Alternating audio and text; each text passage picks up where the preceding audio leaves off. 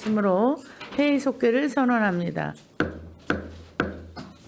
또 질의하실 의원님, 우리 최준구 의원님, 네, 질의하시기 바랍니다.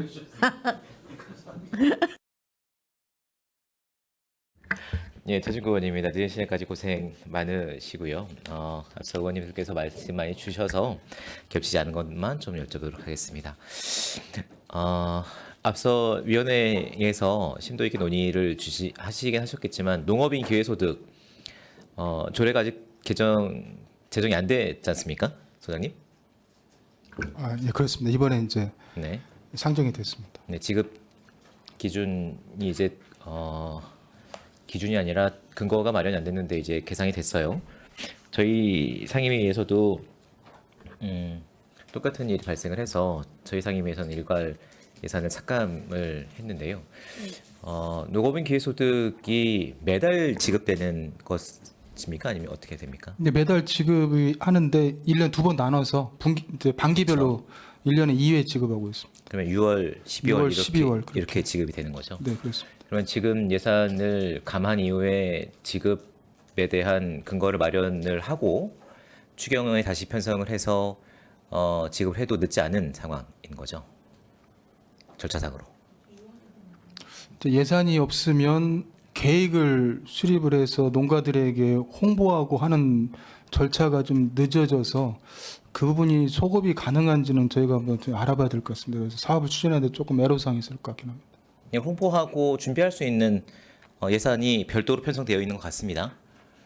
아니 이제 별도로 편성되어 있는데 지급되는 예. 기회소득 지급 비용은 있고 또 다른 몫으로 지금 행정적으로 지급할 수 있는 절차를 준비하기 위한 예산이 따로 편성되어 있는데 일단 저희가 이제 조례 제정을 좀 서둘러서 저희가 의하고 협의해서 했어야 되는데 그런 부분들은 저희가 이제 불찰이 맞고요.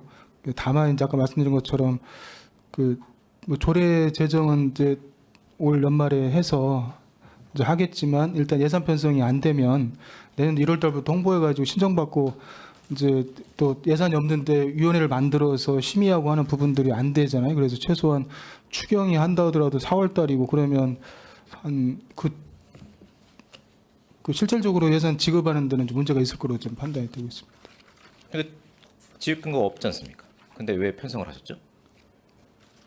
네, 그 부분은 저희가 죄송하게 생각하고 있습니다. 그러면 의회가 스스로 그 기능을 무시하라고 지금 저희한테 말씀 주시는 거잖아요. 원칙을 무너뜨리라고. 네, 다음부터는 이런 일이 없도록 하겠습니다. 네. 제 생각에는 농업인 기회소득 편성 이번에 일괄 삭감하고 6월 달에 지급할 수 있도록 대책을 마련하시는 게 저는 맞다고 생각을 하고요. 추경에 4월 5일 추경에 편성을 해서 지급해도 저는 늦지 않다고 생각을 합니다. 이경 의원님께서 말씀 주셨던 생명농업센터 민간 위탁을 하는데 사전에 거쳐야 될 과정들이 있습니까? 뭐 조례 개정이 돼야 되거나 민간 위탁 심의를 해야 되거나? 네, 그 부분은 이제 조례 지난번 올려서 의회 심의 받고 했습니다. 공유재산 관련된 것도 했고요. 절차상. 통과가 됐습니까? 예, 그렇습니다. 언제 몇 월 달 됐죠?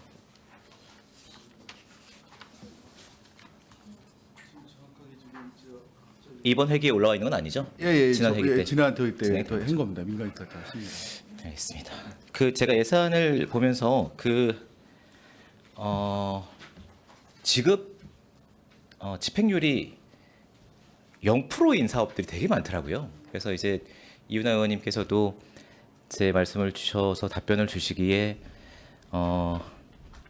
시범 사업으로 이제 진행이 되는 곳들이 많이 있다라고 이해를 구하셨고 쭉 따져 보니까 전체 농업교육센터의 사업이 몇 개인지는 모르겠습니다만 44개가 지급률이 0%입니다. 집행률이. 아까 말씀 주셨던 것처럼 이렇게 시범 사업으로 진행되는 것도 많은데 23년도에도 집행률이 상당히 낮은 것들 사업들이 있습니다. 예를 들면 이렇습니다. 축산반려동물과의 축사 전기안전 강화 도비 사업입니다. 23년도 예산 집행률은 69.7%인데 올해 예산은 하나도 지급이 이렇게 집행이 안 된 것 같고요. 축산재해 긴급 지원 도비 사업인데 23년도 예산 집행률은 30%입니다. 그런데 올해에도 예산이 하나도 집행이 안 됐습니다. 그럼 내년 예산으로도 물론 조금씩 감해지긴 했습니다만 3,700만 원, 뭐 800만 원 이렇게 쭉 계상돼서 올라오는 사업들이 있습니다. 집행률을 높이기 위한 대안을 마련을 하거나 아니면은 사업을 일몰시키는 것이 맞지 않을까 싶은데 제가 사업을 하나하나 44개 사업을 하나하나 말씀을 드리지는 않겠습니다만 대안을 좀 마련을 해야 되지 않을까 싶은데요. 네, 이 부분에 답변을 드리면 저희가 지원 사업의 특성상 이제 농가가 보조금을 이제 청구를 해서 집행되는 게 길센터 같은 경우 대부분 12월 달에 집중이 돼서 이렇게 나옵니다. 연간 이제 사업을 하다 보니까 청구를 해서 그래서 이제 보통 12월 중순에서 말 사이에 많이 집행이 되다 보니까 이 이제 자료 만들 때 기준은 10월 말이다 보니까 12월 11일 12월 기준으로 12월 11일 기준으로 뽑은 거예요. 예. 그래서 이제 그 20일까지 거의 대부분 이제 집행되는 것들이 있고 만약에 이제 어떤 사업들 같은 경우는 이제 그 추경에 이제 반영이 된 사업 같은 경우는 이제 사업 시기가 좀 안 돼서 이제 명시효되는 경우가 있는데 대부분의 사업들은 그 연도 말까지 집행이 됩니다. 그래서 이 사업은 왜 그럽니까? 가축 재해보험 가입 지원 이 사업은 올해는 아직까지 집행이 하나도 안 되더라고요. 그런데 이번 추경에 2억 1천만 원이 더 편성이 됐습니다. 그건 제가 설명드리겠습니다. 이게 가축 재해보험이 그 연중 가입인데요. 거의 대부분이 2월 말 정도에 거의 지방비 부분이 다 소진이 됩니다. 네. 그래서 그 가입 실적이 보험회사로부터 청구가 되면 집행을 하는데 저희가 경기도에다가 더 추가적인 그 요구를 했습니다. 그래서 이번에 금액이 3회 추경에 더 증액이 돼갖고 그 증액된 부분을 확정이 되는 대로 이제 NH 농협이나 각종 그 보험 회사로부터 그 해당되는 부분의 그 대상자를 이제 청구를 받아서 이번에 일괄로 지급할 계획입니다. 언제 12월 달에 12월 달에 집행합니다. 이게 저희가 12월 15일에서 말일까지 이제 집행되는 예산이 많다라고 말씀도 주셨고, 그리고 시범 사업으로 이제 진행되는 사업들도 많다라고 말씀을 주셨습니다. 뭐 사슴 경쟁력 강화, 말벌 퇴치 지원 사업 이런 것들 이제 진행해 보다가 별로 집행이 안 되니까 일몰하시는 사업들도 있으신 것 같습니다. 내년도 예산으로 편성 안 하시는 사업들도 있는 것 같은데 제가 좀 말씀드리고 싶은 것은 예산이 어렵다고 말씀들을 이제 많이 시장님도 말씀을 하고 계시니 이 집행이 안 되는 예견되는 것들은 이제 3차 추경에 그 감추경을 좀 해주시면 좋겠다, 과감하게. 그래야 재원을 더 확보를 하고 그 내년도 추경에 활용을 할 수 있기 때문에 그렇게 해주시는 게 좋겠다라는 말씀을 좀 드리고 싶었고요. 사업 특성상 그런 것으로 제가 이해를 좀 하도록 하겠습니다. 제가 사업 설명서로 좀 여쭤보도록 하겠는데요. 의원님들 많이 잘 주셔서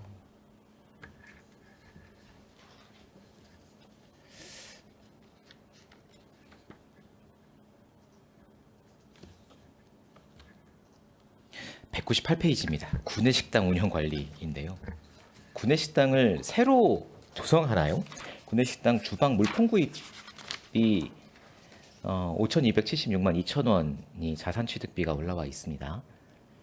구내식당은 기존에 노무현 교육관 자리에 식당이 있었는데요. 네. 교육관 지면서 이제 그 부분을 헐고 임시로 지금 로커비 종합센터에 식당을 이용하고 있습니다. 그래서 거기에 따라서 내년도에 이제 교육관이 준공이 되고 식당이 되면 거기에 필요한 집기류가 되겠습니다.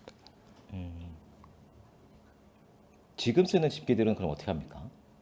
그거는 저기 소유가 로커비 종합센터에 계속 써야 되기 때문에 그렇습니다. 로컬푸드 거라. 구내식당 이 구내식당을 몇 명 정도가 이용을 하시죠? 직원분들만 이용하시는 센터. 일단 정규직만은 100여 명 되고요. 거기에 이제 기간제 근로자, 공무직 따지면 150명 정도 이용합니다.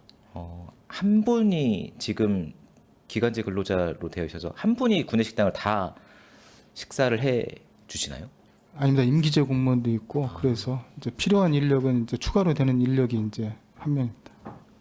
임기제 1명, 공무직 1명, 기간제 1명에서 3명이 지금 세 분이서. 예. 인건비가 한 분만 계상되어 있어서 부족하지 않으실까 싶어서 봤는데요. 271페이지의 지도 정책과입니다. 맨 마지막에 농업 기계 임대 사업소 키오스크 구입이 있는데요.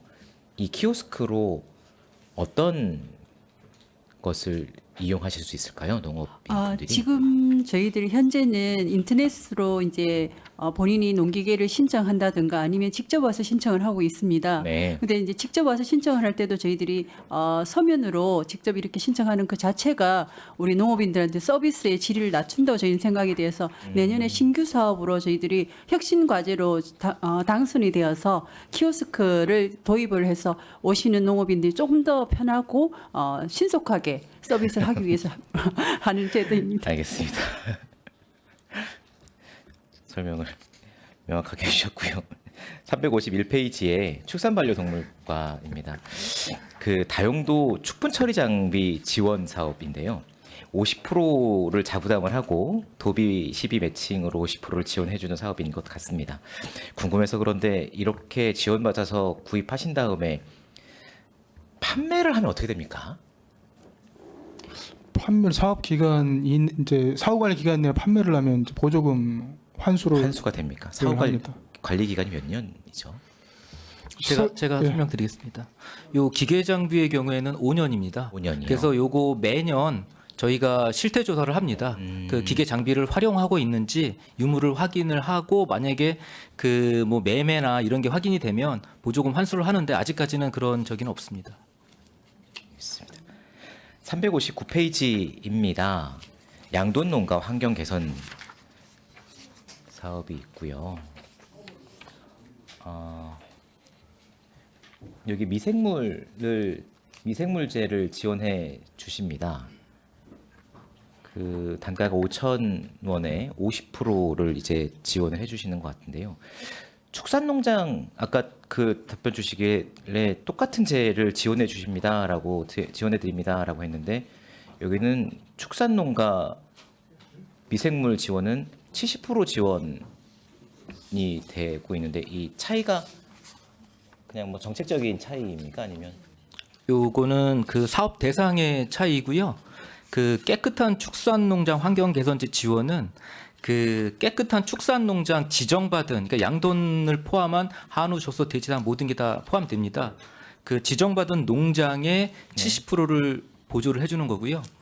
그리고 뒤에 양돈 농가 환경 개선제 지원은 요거는 양돈 농가에 한해서 지원해주는 사업입니다. 그래서 양돈 농가는? 보조율이 50%입니다. 정책적 판단에서 70% 50% 그냥 지원을 해주는 그렇습니다. 저기 잠깐 말씀드리면 이제 깨끗한 축산농장이면 농가들이 아무래도 이제 축산 환경을 개선하기 위해서 노력하고 있기 때문에 그거에 대한 인센티브를 좀 더 주는 쪽이고요. 그래서 70%를 예, 지원한다. 그다음에 이제 요거는 순수하게 이제 악취 제거라든지 그런 부분을 통해서 하려고 하다 보니까 이제 그런 차이가 있습니다. 알겠습니다. 뒤편에 373페이지 그 평택축산 페스티벌 주민참여 예산 중에 엄청나게 큰 예산인 것 같은데요. 2억 원의 시비가 들어가는 주민참여 예산입니다. 근데 앞에 보니까 경기축산진흥대회도 있는데 이거는 1,000만 원입니다. 진흥대회에 참석하는 비용입니까 이거는? 참석 비용을 그냥 지원해 드리는 거죠. 예, 그렇습니다. 예.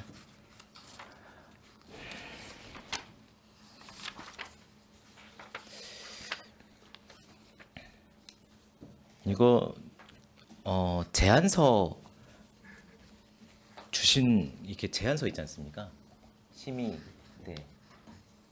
주민 참여 예산 당초 신청 당시 제안서요. 신청 당시 예. 제안서 그거 좀 제출해 주시면 감사하겠습니다. 예, 알겠습니다. 449페이지입니다. 돌봄 취약 가구 반려동물 미용비 지원인데요.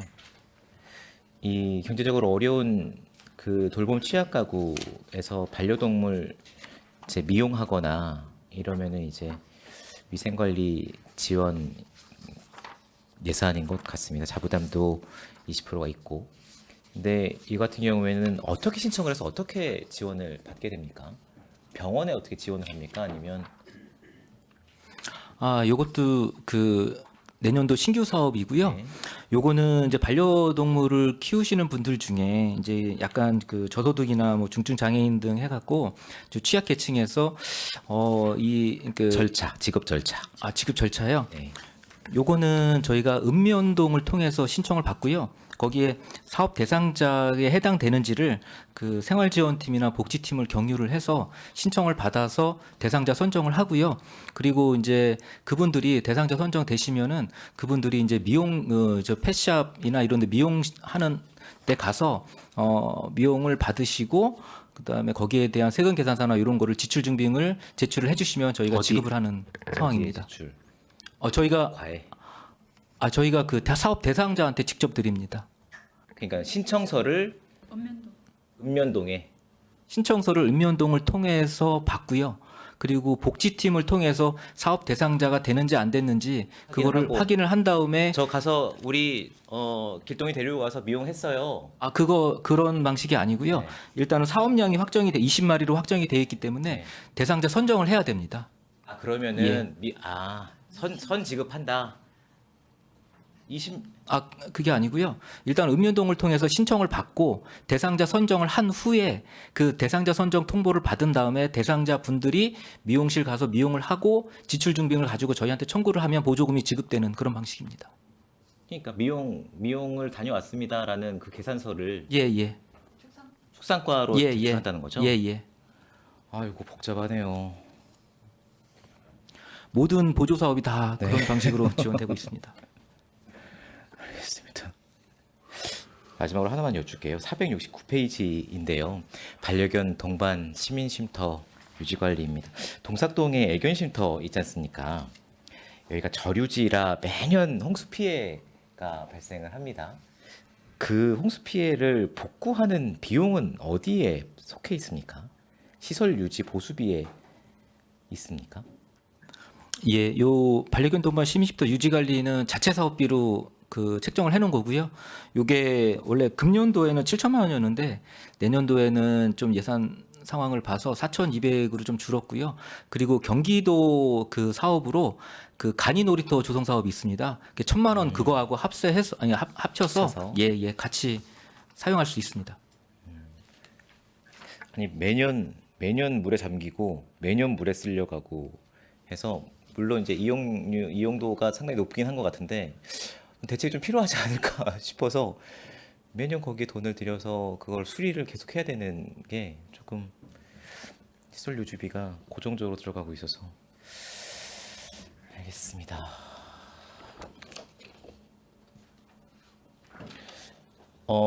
유통과입니다. 여기 예산서에는 없는데요. 경로당 꾸러미 운영 지원 사업이랑 경로당 친환경 로컬푸드 부식 지원 사업은 일몰됐나 봅니다. 작년에는 있었던 것 같은데.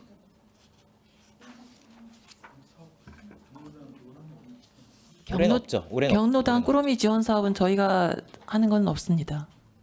없었나요? 네. 없었습니까? 알겠습니다. 질의 마치겠습니다. 최준구 의원님 수고하셨습니다. 더 질의하실 의원님 우리 유승영 의원님 질의하십시오. 네. 늦게까지 수고 많으시고요. 그 우리가 몇 가지 그냥 말씀드리면, 하여튼 우리 그 식량 기술 보고법면 사업 명세서 178페이지인데 그 저번에 우리 손아명 의원님도 말씀하셨지만 지금 기후 변화 속에서 사실 농업이 굉장히 어려운 부분들이 많이 있지 않습니까? 그래서 뭐 대응을 위한 여러 가지 사업 예산이 편성돼 있는데 그 액수가 큰 예산을 안 해요. 뭐 시범 사업이고 이러다 보니까 근데 이제 이런 사업들이 좀 잘 평가되고 그 속에서 좀 그 우리 평택시에서도 그 농업이 대응할 수 있는 부분들에 대해서 잘 그 대응해 주시긴 좀 당부를 좀 드려요. 뭐 스마트 농업에 대해서도 수립 연구 용역도 2,200만 원 세워졌는데 그 부분도 포함해서 하고 이 용역은 내년에 마무리되는 거죠? 1년짜리. 네, 맞습니다. 내년에 시작해서 내년에 마무리해서 이제 그 내용을 가지고 내후년 예산에 반영을 하려고 세우는 겁니다. 이걸 용역비 2,200만 원이 이렇게 많지가 않아서 좀 고민도 되는데 일단 필요하면 예산을 좀 세웠으면 좋겠다는 생각은 드는데 워낙 예산이 좀 어렵다 하니까 참 고민입니다. 그리고 그 우리가 뭐 도시농업 이 농촌 키우농장 이런 것들 저희는 도시농업을 그 전부터 계속 중요성을 강조했거든요. 그러니까 왜냐하면 농업들이 실제로 우리가 이제 직접 농사를 지으시는 농민분들도 계시지만 이 도시에 살면서 근데 이제 저희가 왜 그러니까 대부분 우리 분들이 농업에 대해서 되게 애정이 있고 그래도 자기가 농업에 종사하지 않더라도 도시에 있는 분들이 그 농업이라 그러면 뭔가 짠한 게 있는 거는 본인의 할아버지, 할머니, 아버지, 어머니들이 많은 분들이 농업이 거의 우리 사회에서 주 근본이고 대부분 많은 분들이 농민이셨기 때문에 어렸을 때 보고 자란 게 있거든요. 그래서 알게 모르게 그 농업에 종사하시는 분들에 대해서 뭔가 좀 지원해주고 뭔가 배려를 해드리고 이런 것들이 있어요. 근데 지금은 그런 게 많이 이제 직업적 분포나 산업들이 변화들 속에서 오히려 소수가 돼가고 있잖아요. 그런 속에서 사실은 우리 자라나는 아이들 학생들한테 그럼 농업에 대한 어떤 인식을 가져주냐고 했을 때는 이 도시농업이라든가 다양한 형태의 체험이라든가 이런 걸 통해서 농업이 갖고 있는 소중함을 사실은 인식시켜주는 게 굉장히 중요하다는 거예요. 근데 그와 더불어서 저는 그래서 농업생태원 같은 종류가 사실은 기술직이나 이런 봤을 때는 이게 공원이냐 약간 이게 좀 어정간한 위치를 차지하는 속에서 고민들도 있을 수 있다고 저도 이제 공감을 하지만 이게 농업이 전반적으로 살리려면 그러한 학생들이나 아이들이나 도시에 사는 사람들이 그러한 체험을 통해 경험을 통해서 농업에 대해서 좀 더 열린 자세를 갖는 게 농업의 바탕을 만드는데 도움이 된다는 얘기예요. 근데 이제 이걸 생태원을 그냥 만약에 공원의 차원으로 인식하고 이거는 뭐 그렇게 하는 부분이 나는 지금 새로운 시대에서는 변화돼야 된다 마인드가. 그렇다고 해서 농업 안 지을 예를 들어서 뭐냐면 벼가 우리는 어렸을 때 벼는 늘 옆에 있었어요. 벼집단 살고 뭐 벼에 불로타가 뭐 하고 대보름 때 뭐 돌리고 뭐 그런 경험이 웬만한 친구들이 거의 100% 가까이 그렇게 살았단 말이죠. 근데 지금은 아니란 말이에요. 그러니까 우리가 왔을 때는 당연히 그 정도 알 것 같지만 진짜 아파트 도시에 사는 우리 초등학생이나 이런 벼가 어떻게 생겼는지도 잘 모르는 경우들이 있단 말이에요. 점점 늘어날 수 있고 그런 것들이 경험이 되잖아요. 그러면 농업생태가 오는 길에 벼 같은 게 있고 어쨌든 그 오성들이 있고 하다 보면 그 속에서 그 벼 보러 놀러 가자고 부모님이 하시긴 어렵잖아요. 그럼 농업생태원에 가면서 꽃축제든 여러 가지 행사든가 농업과 직접은 아니지만 직간접적으로 연결된 것들을 통해서 가면서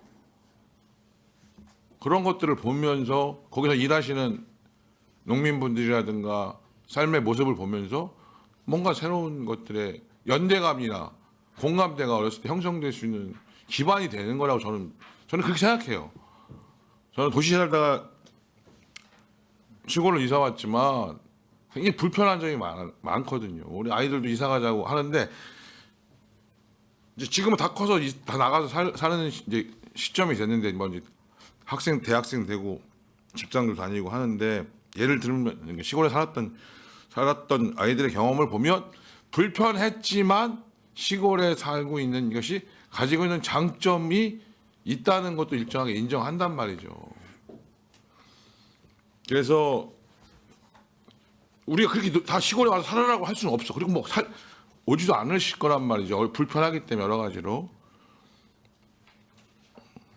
그런 것들을 그런 농업 생태화나 농업을 체험할 수 있는 거 주말 농장 도시 여러 가지를 통해서 그런 경험들이 어렸을 때 가져야 그 정서가 나이 들어서까지 유지된다는 거죠. 나이 들어서는 그 감정을 가질 수 없어요. 근데 그런 부분에 대한 이런 계획들이 우리 농업을 살리는 한편의 바탕이 될 수 있다고 생각하시고 잘 하시고 또 이번에 제가 노력하시는 건 알아요. 근데 더 그런 부분들을 하고 더 열린 그래서 농업 생태원도 좀 더 연장해서 열었으면 좋겠다. 많은 사람들이 그런 경험들을 통해서 좀 했으면 좋겠다. 이런 얘기를 드리는 것도 그런 거고 좀 더 확장하는 부분도 검토해보고 용역도 세워보고 또 스마트 농업이나 여러 가지 또 그런 시설도 같이 어울려져서 좀 갔으면 좋겠다. 이런 말씀을 좀 드려요. 그리고 이제 내년에 거기 농업생태원이나 농업기술센터로 해서 경기도 그 정원 박람회가 열리니까 그걸 계기로 해서 서로 이렇게 시너지를 낼 수 있는 아까 우리 이기영 의원님도 말씀하셨지만 좀 행사들을 같이 이렇게 앞뒤로 겹쳐서 좀 더 행사가 좀 풍성해질 수 있게끔 그런 부분들이 좀 됐으면 좋겠다 이런 말씀드리고 슈퍼닝 홍보에 대해서도 기존에 관성적으로 하던 부분이 아니라 변화된 시대에 맞게끔 그리고 예를 들어 영상을 보더라도 이게 뭐 우리가 같이 늘 슈퍼닝 아는 분들이 보는 것과 슈퍼닝을 잘 모르는 사람들이 보는 것과는 영상의 내용이 좀 달라야 되니 그런 부분들에 대해서 더 연구하고 이게 꼭 뭐 보면 요새 젊은 분들 보면 우리가 생각 못했던 그런 것들의 영상들을 잘 담아서 머릿속에 탁탁 박힐 수 있도록 하는 그런 것들도 많이 있거든요. 그래서 하여튼 그런 부분들도 좀 해서 좀 홍보 방식이나 이런 것들도 좀 변화를 좀 줬으면 좋겠다. 뭘 많이 보는지 솔직히 요새 뭐 유튜브나 이게 많이 바뀌잖아요. 시스템 체계들이 그런 것들도 좀 반영을 해서 됐으면 좋겠다. 뭐 지금 와서 이제 슈퍼닝 이름 바꾸자는 얘기 저도 뭐 안 하겠습니다만 가급적이면 영어 쓰는 거 별로 안 좋고요. 저도 솔직히 그래서 그런 말씀드리고 그 재단에 대해서도 플러스 다른 데 다 마찬가지인데 기관제 분들 중에 이렇게 바깥에서 일하시는 분들 또는 그 루코푸드도 매장 가보면 그 식품 때문에 굉장히 춥잖아요. 막 여름에 시원한 게 아니라 막 추울 정도 겨울에 더 할 거고 그럼 그런 부분들에 대해서는 좀 피복비도 정확히 지급해드리고 특히 겨울 용품에 대해서는 그런 부분들도 좀 점검해서 지금 하냐 안 하냐는 지금 여쭤보질 않겠는데 그런 부분들 좀 잘 배려해주고 그리고 기관제 분들도 좀 하시다가 일을 잘 하시는 분은 좀 공무직이라든가 좀 안정적인 것들 주는 속에서 좀 잘 하시는 분들은 또 그걸 가지고 또 의욕을 가지고 전문성도 생기고 그러잖아요. 판매직이 되게 단순하고 되게 쉽게 생각하시는 경향들이 있을 수도 있어요. 우리 사회에서는 절대 그렇지 않거든요. 진짜 판매 잘하시고 이런 분들이 잘 하시면 그 한 분이 뭐 매출이나 홍보나 이런 거 엄청 잘하는 분들도 있어요. 우리 뭐 백종원 1000명 만든다 뭐 하는데 뭐 우리는 1000명까지 필요 없고요. 그럼 관심을 가지면 또 10년 후에 나올지 뭔지 할지 모르지만 늦게까지 수고하셨습니다. 감사합니다. 네, 수고하셨습니다. 더 지리하시 의원님 계십니까? 네, 더 이상 지리하시 의원님이 안 계시므로 농업기술센터 소관 상정안에 대한 질의정거를 선포합니다. 소장님 그리고 관계 공무원 여러분 수고하셨습니다. 위원 여러분께서도 장시간 동안 수고 많으셨습니다.